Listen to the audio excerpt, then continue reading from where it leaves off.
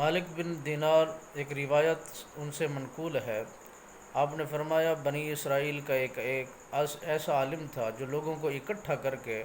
واعظ و نصیحت فرمایا کرتا تھا، تبلیغ کا سلسلہ فرمایا کرتا تھا، اور اس کا ایک بیٹا ایک خوبصورت لڑکی کو دیکھ کر کے اس نے اشارہ دیا، تو اس عالم دین نے اس کو اشارتاً فرمایا کہ صبر کرو، اتنا تک جب کہہ دیا گیا، اتنا تک اشارے میں سمجھا دیا گیا، تھوڑی دیر کے بعد اس کا بیٹا زمین پر گرا اور وہ اس کے جسم کے حصوں میں سے کچھ حصے ضائع ہو گئے، ٹوٹ گئے۔ تو مالک بے نیاز نے وہی فرما کر اس دور کے نبی کو فرمایا کہ ہم ان کی اولاد میں سے صالحین کو پیدا نہیں کریں گے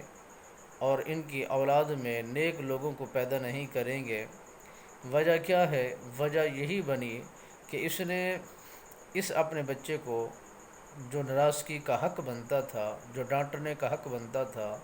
وہ مکمل حق ادا نہیں کیا، جو سمجھانے کا طریقہ تھا وہ پورا سمجھانے کا طریقہ نہیں اپنایا۔ میرے آقا نامدار صلی اللہ علیہ وسلم سرکار نے فرمایا اپنی اولاد کی تربیت میں تھوڑی سی بھی کمی نہ رکھی جائے، اپنی اولاد کی تربیت میں کوئی بھی کمی نہ کی جائے، کہیں ایسا نہ ہو ان کی کمی کرنے کی وجہ سے ان کے لیے وہ وبال بن جائے اور پریشانی کا سامنا کرنا پڑے اور مصیبتوں میں انہیں ڈھال دیا جائے۔ جب بھی اولاد کی باری آتی ہے تو میرے آقا نامدار صلی اللہ علیہ وسلم سرکار نے فرمایا تم اپنی اولاد کی تربیت کھل کر کیا کرو اور دین کو تقویت پہلے دیا کرو، اپنی اولاد کو اہمیت